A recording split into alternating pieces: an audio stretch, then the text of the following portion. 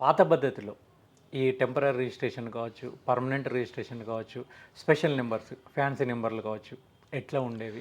కొత్త పద్ధతిలో ఎట్లా పాత ఉండబోతున్నాయి? పద్ధతిలో ఏంటంటే కంపల్సరీ డీలరు టెంపరరీ రిజిస్ట్రేషన్ ఇచ్చిన తర్వాత 30 డేస్ టైం ఉంటుంది. ఆ 30 డేస్‌లో మన ఆఫీస్‌కి వచ్చి వెహికల్ ప్రొడ్యూస్ చేసి రిజిస్ట్రేషన్ చేసుకునేవాళ్ళు. ఈ కొత్త పద్ధతిలో ఇంకా డీలరు ఈ పర్మనెంట్ రిజిస్ట్రేషన్ చేసేస్తాడు డైరెక్ట్‌గా. కాకపోతే టెంపరరీ రిజిస్ట్రేషన్ ఫీజు అంటే టెంపరరీ రిజిస్ట్రేషన్ వాలిడ్ 4 రూల్ ఉంది కాబట్టి టెంపరరీ రిజిస్ట్రేషన్ ఫీజు కట్టాల్సొస్తుంది. అది అతను పర్మనెంట్ రిజిస్ట్రేషన్ డైరెక్ట్‌గా ఇస్తాడు. ఒకవేళ స్పెషల్ నంబర్ రిజర్వ్ చేసుకుంటే గనక కొత్త పద్ధతిలో dealer first temporary registration generate చేస్తాడు. ఎందుకంటే అతనికి 15 రోజులు టైం పడుతుంది కాబట్టి చేసుకోవడానికి. అప్పుడు మా ఆఫీస్‌లో అప్రూవ్ చేసిన తర్వాత పర్మనెంట్ నంబర్ వస్తుంది. ఎనీవే నంబర్ ప్లేట్ ఎప్పుడు ఇంకా డీలర్ దగ్గరే ఇంతకుముందు డీలర్ ఇచ్చేవాడు. ఇప్పుడు కూడా డీలర్ ఇస్తాడు. ఆడనే ఫిట్ చేస్తాడు. నంబర్ మాత్రం ఆటోమేటిక్‌గా ఆర్‌టీఓ జనరేట్ అవుతుంది సిస్టమ్ నుంచి. అది డీలర్‌కి ఇంతకుముందు ఎలా ఇన్ఫర్మేషన్ వెళ్తుంది ఇప్పుడు అలాగే వెళ్తుంది. నంబర్ ప్లేట్ వాళ్ళే ఫ్రీగా ఫిక్స్ చేస్తారు.